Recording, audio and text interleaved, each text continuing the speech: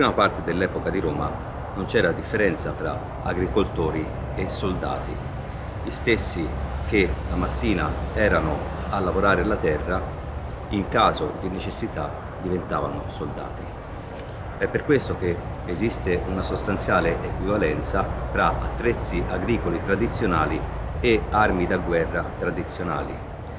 Una falce d'affosso come questa poteva diventare improvvisamente un potentissimo strumento di guerra, un'arma in mano a potenti soldati. Con il passare del tempo molti attrezzi agricoli si sono evoluti in maniera specifica e dettagliata nel contesto delle guerre per combattere. Se oggi i fossati vengono ripuliti con attrezzi meccanici molto potenti perché talvolta il decespugliatore non è in grado di affrontare i rovi, in passato esisteva praticamente un attrezzo per ogni necessità. Grazie al suo manico lungo e quindi alla sua potente leva, la falce d'affosso è in grado di agire sulle superfici verticali e di tagliare qualsiasi tipo di erba all'interno dei fossi. Si impugna con la destra in alto e la sinistra in basso e si usa con delle rotazioni, un po' come si fa con la frullana, anche se il movimento in questo caso agisce in maniera praticamente perpendicolare al terreno. Ho già affrontato questa parete qualche giorno fa e come si vede non c'è più traccia di rovo. Guardiamo com'era precedentemente questa parete. Era completamente invasa da questa montagna di rovo. Andiamo ora a vedere come la falce d'affosso è in grado di contrastare l'avanzata del rovo e di ripulire completamente un fossato.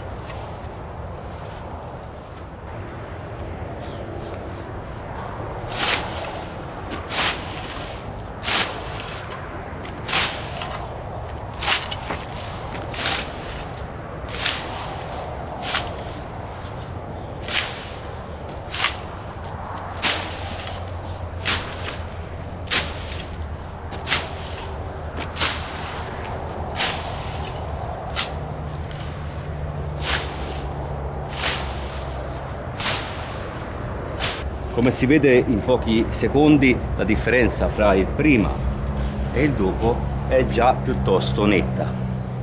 Procediamo.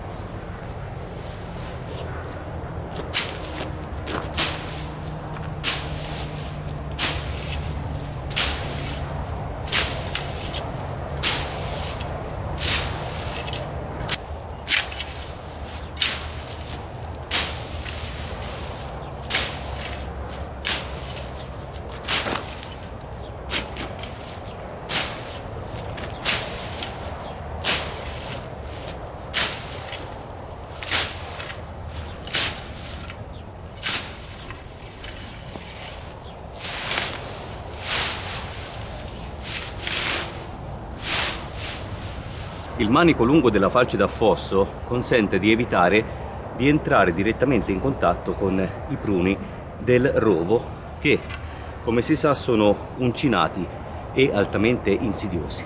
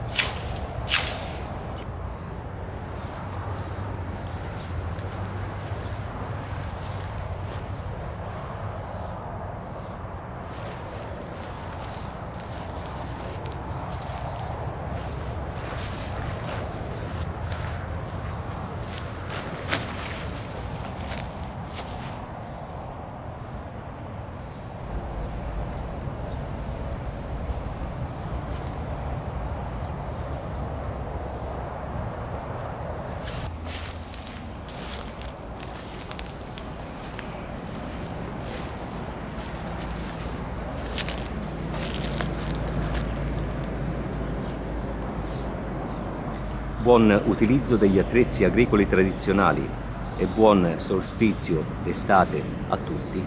Arrivederci.